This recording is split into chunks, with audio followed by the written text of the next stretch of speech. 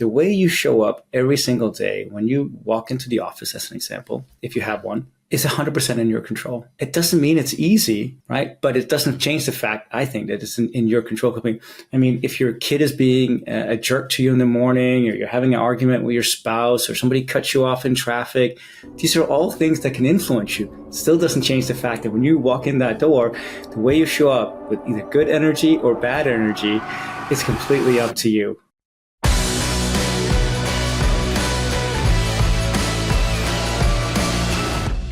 Welcome to Evolve Leadership, the arena where high-achieving leaders are challenged to redefine their limits. My name is Angus Nelson. I grew up in the United States and I now live in Lisbon, Portugal. I'm an executive coach and I've spent my career advising and training leaders from startups to Fortune 500 companies. And here's what I've learned. An old, ineffective leadership framework will always keep you on a hamster wheel, consumed with work-life balance, burnout, and stress. Here on the show, each week we'll help you rethink the path to achievement. We'll help you discover new principles, new philosophies to the modern leader. Look, the world is relentlessly changing, demanding a new era of leaders. It's time to redefine your limits. So enter the arena, my friend. It's time to evolve.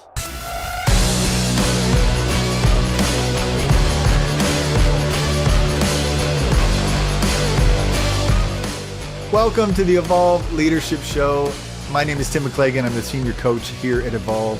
And I am always fascinated when I connect with someone who is immensely successful in their field, and yet there is a breaking point. There is a defining moment where someone's really not happy. And today we interview Robin Daniels, who is a three-time CMO and over 20 years of experience with businesses like Salesforce, Box, LinkedIn, Matterport, WeWork. But what I love about the conversation is he almost hit those burnout moments, and he was able to shift and really create joy in his life, fulfillment in his life, not only for him, but his team. And a happier team and a happier leader makes for a great business. So if you are hitting a breaking point in your business right now, my friend, Robin Daniels has some powerful insight to help you navigate it. Let's dive into that conversation right now. Well, welcome to the show, Robin. It is so great to have you. Thank you for making some time over there in Europe while I'm back in the U.S. for a few weeks, wrapping up this home sale. How are you today? I'm great. Can we swap? It's getting cold here. I'd like to be in California right now, you know? Oh my gosh. Well, I would tell you that I would like to be in California too, because Nashville last night, it was like 40 some odd degrees, 42 degrees. Okay. And my little bald head can't handle that. I'm not we're talking Fahrenheit, right? Oh, yes. My bad. Yeah, My Portuguese surroundings of centigrade. Let's see, that would be, I don't even know. That's cold. That's cold. That's nearly freezing. I mean, that's like 5 degrees or something. Yeah, that's. I want to say, seven Celsius, something like that. Because I always remember 20 is right around 70 degrees. Exactly. I'm like, exactly. Just give me to 20, I'm good. Yes. Okay. And then they're like, I have a very narrow band of like temperature. I like it from like 65 to 75. If it's colder than that, I start complaining, and if it's harder than that, I start complaining. Yep. I'm very finicky, dude. And how did you end up in Denmark though, with that time or that temperature range? Yeah, maybe that wasn't a good move. Yeah, I mean, if you've ever been to Denmark, it is very temperate here, actually. So, except winter, the rest is like spring, summer, fall, amazing, very temperate. Winter is very rainy. And windy and cold. It's not, I mean, I don't mind the cold actually. I just mind when it's kind of rain and wind all the time. Like, my wife's from Wisconsin, so we go there frequently. Super cold. I mean, I think there was once it was minus 28 degrees centigrade, which is, I don't even know in Fahrenheit, but it's cold. Yeah. Your face is frozen. But it was snowy, it was sunny, so you kind of can deal with it in a different way than when it's just constant rain pelting your face. You know, that's a little hard. Now, do you remember the Nelson twins are from Wisconsin? I do know that. I appreciate your wife all the more. This is a lesson I did not know. Yeah. All right, so I want to jump into some of the stuff today that I just adore. Your transparency, your openness. That's Evolve Leadership. That's really what we're all about. And I want to dive into some of your trajectory because you've worked with some really big companies. You've faced pressures, mandates, teams, you know, and then PR. Like there's so many layers to all of this, but in and amongst it, there's like this running thread that I want to kind of tap in with you, and it's around this sense of well-being and contentment and alignment. And I want to kind of go back in your backstory a little bit. You know, first of all, let's talk about how you got into this world of technology, this world of the Bay Area, et cetera. And then from that, we'll dive in deeper about burnout and happiness. Sound like a plan? Sure. Yeah, of course. Of course. So take me back. What was it? Around 2000, 2001? Yeah. What happened? Yeah.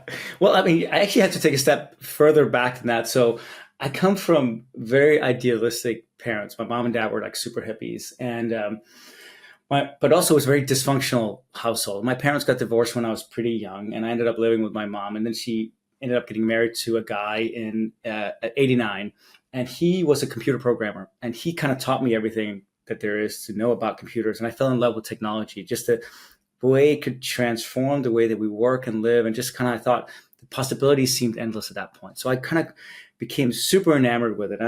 And during the 90s, I became kind of a self-taught programmer, and I started building websites for companies and so on. It was just like a really fun journey. And so when you overlay those two things, like the idealism of the hippies, which I think is kind of probably rooted in me in many ways, that I'm always thinking about how can the world be a better place. But at the same time, I also saw how poor my parents were and how dysfunctional. And I always wanted to kind of rectify that. You know, I wanted to have the idealism, but also with success. And I wanted to do well in the world because I truly could see that success is not an evil thing. Money is not an evil thing, which I think is sometimes rooted in kind of the new age hippie mentality. Is like this thing that they struggle with. I actually think if you can do well for yourself, you can do well for other people, even more people, because you can impact more people. And so I think there's this network effect that happens. So anyway, I fell in love with technology. And then when I could see just the crazy amount of momentum that was happening towards creating change in the world in Silicon Valley. Didn't matter who you were, where you're from, what your background was. You could come there with just kind of your energy, your ideas, your grit, aptitude, and you can kind of make it in the world. And so I thought this kind of speaks to my heart. So when I was 21, I ended up buying a one-way ticket from Copenhagen to California. Again, I didn't have a job or a place to stay. I didn't know a single person. I'd been to the East Coast before, but never to the West Coast. And I came over February 1st, 2000, and I had $2,000 in my pocket, and I had 2 suitcases, a green and a yellow Samsonite, you know, those hard thumb cases that you had back then. Right? I don't see many of them anymore. And I have this picture of me walking down, you know, towards the plane with these 2 suitcases and so on. Anyway, so I came over and I stayed at this shitty motel by San Jose Airport, the cheapest one I could find. And I applied to every job I could from Denmark on Craigslist, because of course you could still apply. And so by the time I got over there, everybody was hiring. It was kind of the height of the .com era. And I ended up getting about 15 job interviews in the first couple of weeks I was there. And I ended up after those job interviews getting 2 job offers, both from startups that don't exist anymore. And I ended up then taking a job there at the end of February in 2000. And a month after I got there, the whole market crashed. And this company didn't end up making it. And I was kind of out of my ass again. But long story short, just fast forward, you know, so not everything I touched, you know, really honestly was successful. I had so many failures. But luckily, I also had more successes than failures. It was fairly early days at Salesforce, then went to Box through hypergrowth, and at LinkedIn, WeWork, which was fun, but a disaster at the same time as well. And Matterport most recently that I took public. And now, of course, I've ended up at this company. But it's also just the reason I'm so passionate about like this theme of well-being and motivation happening is because I've seen it with my own eyes that the people who show up every day, who are motivated and happy and inspired, they do better work. They're happier, they're more fulfilled. And I want that for everybody. The worst is when you see those people around you who are energy drainers, or they're not motivated, or they're not happy. Do you think they're going to do great work every single day? And if I didn't take a step back, coming back to full circle to my idealistic self and being a dreamer, if we're going to solve some of these issues that we have in the world around inequality, sustainability, climate change, even now there's lots of things happening from a geopolitics perspective, it's quite disturbing.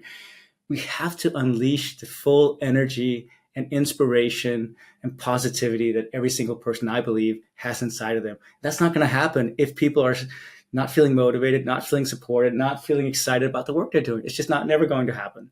So that's why I do what I do. Oh, dude. Okay, so I've got my notes, I've got this trajectory, and I'm going to completely like sideswipe it, because one of the things, that is my heart and my backstory was one of like brokenness, addiction, and really kind of blew up my life. And then when I went from all of that to experiencing what I've been able to experience, there's just this incredible heightened sense of gratitude. And it's something I've wanted to make contagious for all the same reasons. It's like life is too short to be shitty. And yet, if you flip on the news, if you listen to, whatever thing that you listen to, it's just constant agitation, whether it's politics or sports or this party, that party, and whatever else. And it's created this vacuum in people's lives of constantly trying to fill that void with something's going to make me happy, but it's all external. And very few people tap into the happiness internal, and one of the things that I love to do with my clients is, they come to me for X, and X, you can fill in the blank of, I want this new job, this new role, I want to quit my corporate and start, something myself, or blah, blah, blah. And it always comes down to whittling it down to what I call the Spice Girl principle. Tell me what you want, what you really, really want, right? Yeah. Yes. Because if you don't get clear on what you're trying to create in the world, then you can't really tap into joy and alignment and the things that make you feel alive. And all of us have it in us. Yes. And very few have been invited or have given themselves permission, is probably even more appropriate. Given themselves permission. That's right. To step into that. Right. That's right. And I also think this is such a beautiful way of looking at it. And thanks for sharing. I've known this about you, but just hearing it out loud, I think is really inspiring. It's also, I think, a key thing is people are not one-dimensional. I've been thinking a lot about that. I think this is where social media really kind of, I think, falls down, because it pits people against each other, because it makes us seem like we're one-dimensional people or humans, and we're just not. Just to your point, I can want many things. I can want to create a world that is full of inspired, motivated people. And I can want to also have a great life for my family and a great house. And I can want to travel the world and see things that I've never seen before. We can want many things. Why try to limit ourselves? And we instantly try to do that, which I think is a very unhealthy thing, because then our world just becomes smaller and smaller and smaller. Mm-hmm. And when you have happy people, they're fun to be around. Yes. Like It's nobody true. has issues with happy people. Oh, it's true. It's true. And we have a world where people say they want to be happy, but out of their mouths comes contempt and like dissatisfaction and I didn't get this job or I didn't get this thing, and they take on this victim mentality, like someone else is supposed to pick me, someone else is supposed to provide for me, someone else is supposed, and it's like, damn it, own your shit. Exactly. And make your life count. That's right. Like tap into you. You are a badass mofo. What do you want to do? What do you want to create? And that will create this sense of happiness and joy. And it doesn't always have to look like media and social media and all the IG influencers make it look. No. It's also once you start blaming everyone, you become such a victim. It's such an, I think, unhealthy mindset to be in. And that's not to say that there aren't things that you could blame other people for. But at the end of the day, I always think of it this way. The way that you show up every single day, and I, of course, think a lot about work because that's the environment that I spend a lot of my time in. The way you show up every single day when you walk into the office, as an example, if you have one, is 100% in your control. It doesn't mean it's easy, right? But it doesn't change the fact, I think, that it's in your control. If your kid is being a jerk to you in the morning, or you're having an argument with your spouse, or somebody cuts you off in traffic, these are all things that can influence you. It still doesn't change the fact that when you walk in that door, the way you show up with either good energy or bad energy, it's completely up to you, right? You control this.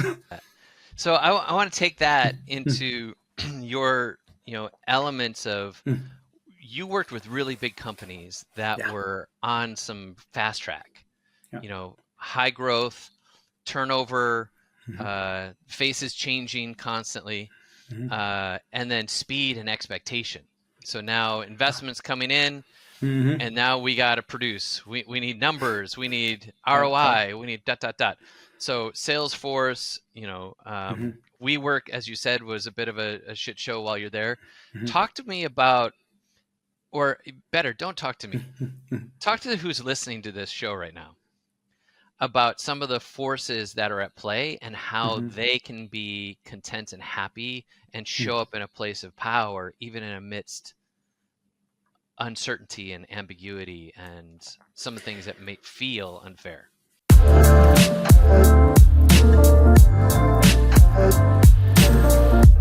Let me just pause for a second to say this. There is one trait that you will find in every successful leader, no matter their industry, no matter their role. And that trait is action. And we want to inspire ambitious leaders like you to bet on yourself and take action on those audacious goals that you see in your heart. That's why we created our 90-day accelerator. It's a results-driven, battle-tested framework designed specifically for high-performing leaders like you to get unstuck and propel you towards your goals. And in just 90 days, you won't even recognize the person you used to be.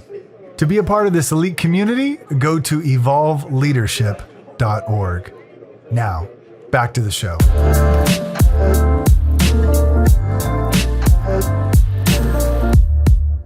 Yeah, so it's interesting. I think a lot of it comes back to the question that you so astutely asked.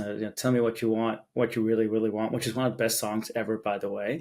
But it really comes down to, I think, working on things and working with people that are in alignment with what you ultimately believe to be your mission. I think there's so many books written about motivation. There's so many articles, and I think about it a lot. I'm sure you do too, because that's kind of your field.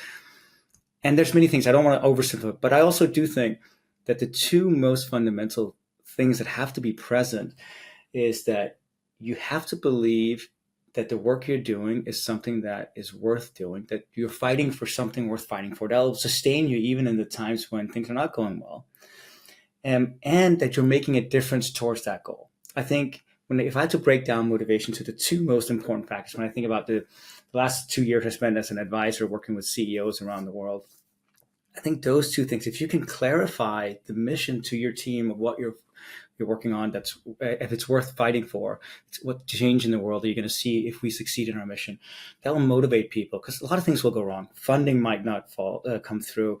Customer might be pissed off. Maybe your product doesn't work. Maybe a star employee leaves. Maybe something happens. It's always things that are going to happen.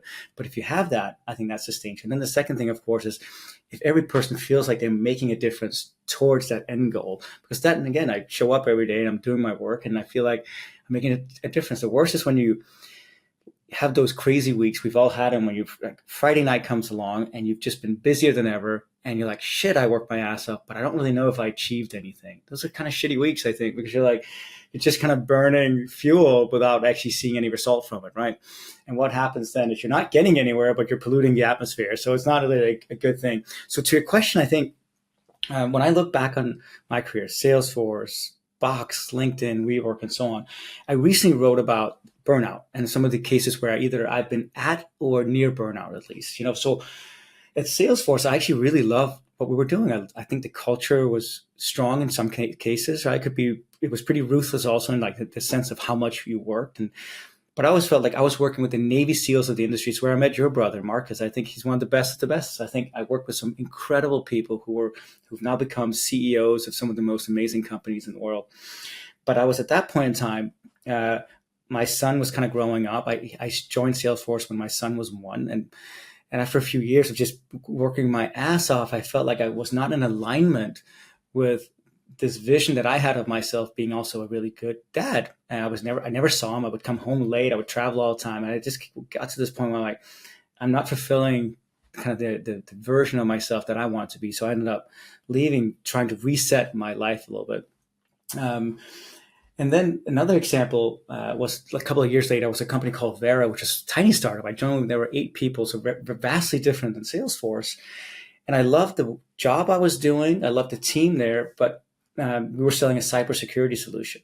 And I would go to these conferences and these kind of old cranky white dudes talking about cyber warfare and hackers, and a lot of the messaging was so heavy and negative. And I just kept thinking, like, this is just not for me. It's not in alignment with how I want to like think about the world or the way I see things. And it's not to say, I think actually God bless the people who do focus on cybersecurity. They're heroes because we need it. It's just not for me. And I just became clear. It's like I was not inspired by like putting out these messages of, because I always like, it's hard not to play on fear when you're in that space, and it's just not something I wanted to add to.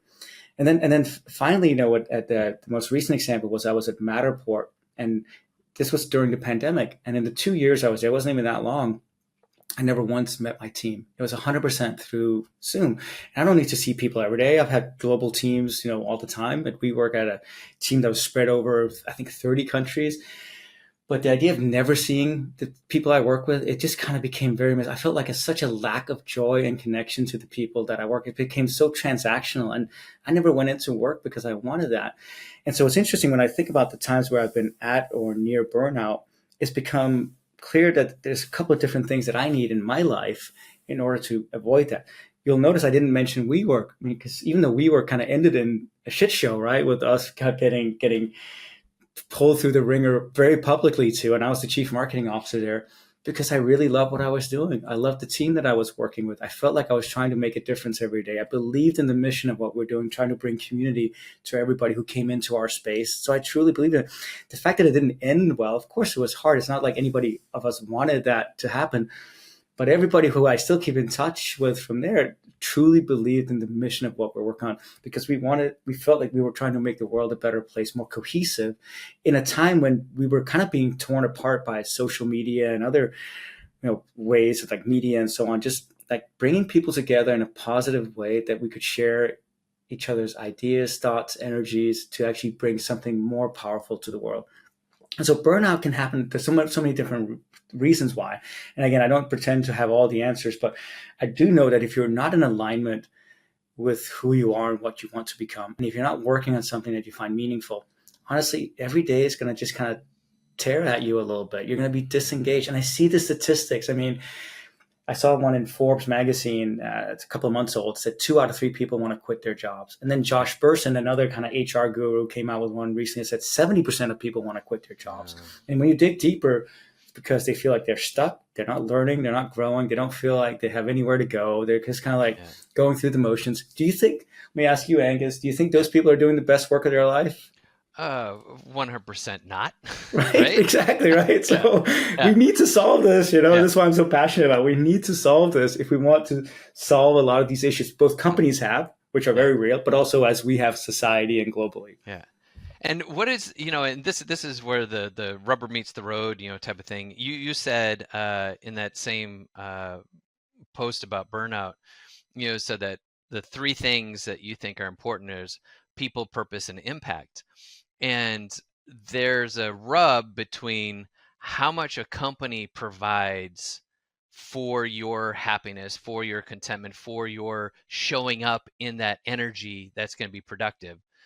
And then there's this personal responsibility that only you can control, that only you own, that in my world, as a coach, I will speak honestly, I think most people are walking asleep. They're walking disconnected from their personal power. They're walking in acquiescing to everything else externally, having to dictate how I feel about myself, or, you know, what I'm capable of, or validation through my performance, which I see all the time, is if I am successful, if I do big things, if I get, you know, lots of attention for the company or whatever, then in some way that's proving my value and worth to myself and, you know, to others, which is exhausting, you know, because you're constantly doing and doing, and it's a hamster wheel. And so what's that balance between inspiring employees to do what you can as a company speak into their lives and tell them, you're doing a mm-hmm. great job, and whatever health and wholeness perks are there. And then this other side is how much, you gotta put in the work. You gotta show up for you. Exactly. You gotta go internal, right? And you said in one of your posts that the last 30 years have been, bean bags and foosball tables, like external happiness, right? Gourmet chef made lunches. And then on the other side, you said the next 30 years. And I think Steve Cadigan, I don't know if you know him, former CHR at LinkedIn, we interviewed a few months ago. The next 3 years is based on giving the fulfillment, the happiness, whatever. We're going to serve in a way that creates mindfulness or consciousness. Those are my words. I don't know if that's exactly how you see it, but can you share how you see that transition that needs to be made? Yeah, I think that, there's a lot of things to be worried about in the world, but I also think there's a lot of things to be hopeful for. People are becoming more aware and more awake, which I think is a beautiful thing. To some of the points you made, I think, and when I wrote about burnout, somebody also wrote in a comment, the companies and the managers have to take a lot of responsibility. And I think some of that's true, but I push back, and I think it's a lot of it, like you said, it's a lot of it like personal responsibilities, saying no, putting up the right, of course, limits. It's not an easy one side or the other. It's a shared responsibility. Let me just be clear on that. I think, right? Because of course, if saying it's only somebody else's fault gives away the power that you really have, and I think it puts you in a victim mentality, and so that's not healthy for anybody, I don't think. And you'll go through life that way. And then I think, so yes, on the next 30 years, the way one of my favorite CEOs of all time is Richard Branson, who created Virgin and now the Virgin Group of companies. And he's just a legend. And he said something that always stuck with me. He said that customers don't come first, employees come first. If we take care of our employees, they will take care of our customers. And so what does that mean? Well, it means that you provide an environment for people where they can do the best work of their life. And there's so much that goes into that. It's not like a simple answer, right? It's culture, it's mindset, it's the right people, it's the right leadership, it's the right platforms and tools and all kinds of things that you have to have there. And sometimes it's figuring out, like, how do you create this moment for people to believe in the work that they're doing and feel like they're making a difference? It comes back to what I was saying. The two biggest things is the why and the impact you're having towards that why. Once you have that, then you get a much deeper sense of personal fulfillment, personal happiness, personal joy, this sense that you're actually making a difference in the world, which again, I think a lot of us want. Maybe we don't use the same words exactly, but I think at the end of our life, we probably measure our worth on, did I actually make a difference in the work that I did in people's lives that I touched, right, in so many ways. And so if companies can figure out how to optimize, right, it's not to say that external perks are going to go away. I think those are still going to be as stable, but I really truly see, when I see the next generation of workers coming into the workforce, the millennials, the Gen Z, the alpha generation, they care much more around the environment. They ask so many good questions. Now when I'm doing interviews about the teamwork, what kind of training do you have? How do you support mental health? And I'm like, wow, these questions are so much deeper than when I was coming into the workforce. It was like, okay, they were trying to show me around, look at the foosball table that we've got. We got a chef here, like you said, right? And you're kind of wowed at that. Now this next generation, they're not wowed by that at all, right? And so if you have it, great, extra bonus points, but that's not what they look for, right? So I just hired, for example, a product marketing manager. She's in Indiana, so a Midwestern state, and she's now moving to Denmark, which is exciting.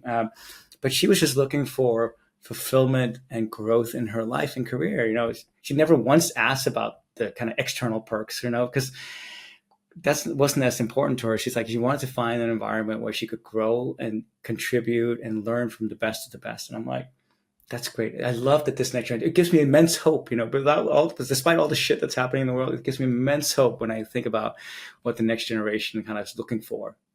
Yeah. And, the industry that we're in, the point of this show, and for you that are listening, is even as a leader, I don't have to be the coach that comes in. You as the leader can be the coach too.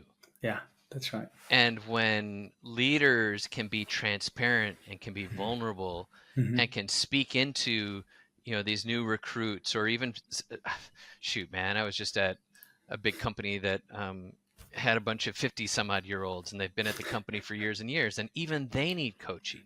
Yes.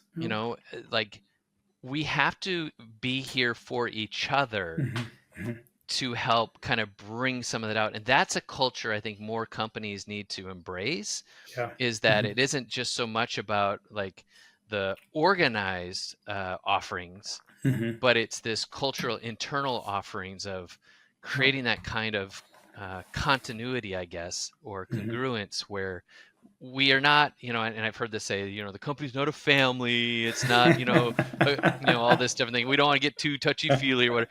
However, we are human. Yes, exactly. Dramatically, intrinsically, awesomely human. Yes. And the more that we can bring in, this level of like, hey, how are you today? No. Yes. I mean, really, how are you? Yes. I heard you had some troubles with your family. I heard you going through stuff. You good? Do you need anything? Can I support you? Like these little different nuances can make people feel seen and understood. And I think that's incredible. So I know you're on the clock here. You got to get to something. So I want to kind of wrap up with your words that I'll read to you. And then I'm going to give you the final response on it before we close out, right? So what does it take to be happy? And you wrote this. You said, choose people first, always. As much as you can, go for purpose over paycheck.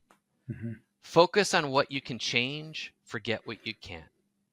Laugh more, ideally a few times a day. Take care of yourself. Everything falls apart if you fall apart. It doesn't have to be perfect. That's the crazy standard. And do stuff that makes you feel proud.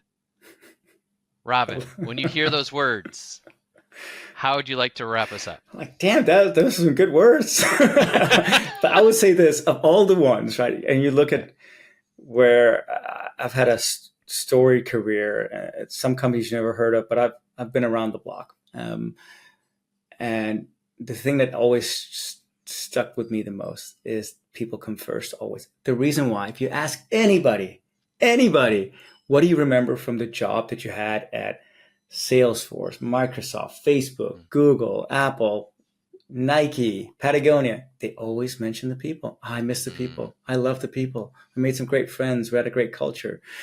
It's always, I mean, I've never seen it really.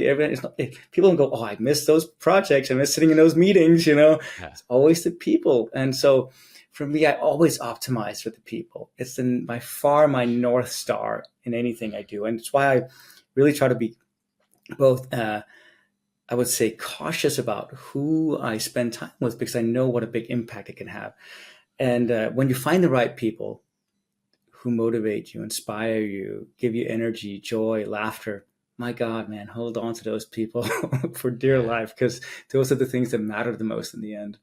Come on. Well, Robin, thank you so much for coming and joining us today, being some light and life in the world. Appreciate you. Thanks, Angus. Good to see you, man. Take care. Bye. As we wrap up another episode of Evolve Leadership, thank you so much for taking time to invest in you. If there's to be any sustainable growth in your company or even in your relationships, you must grow first. And it's what I love to do for leaders, to help them grow, to challenge their thinking, sharpen self-awareness, to instill an unshakable confidence, and ultimately upgrade their sense of self. And we do this through our proprietary method called Agile EQ Plus, where we're leveraging agile leadership and emotional intelligence. We provide our signature training for individuals, and for businesses, we've designed a unique curriculum for company-wide learning and development. If you'd like to learn more about our training or to schedule a call, you can simply go to evolveleadership.org. And until next time, stay driven, keep climbing, and never stop evolving.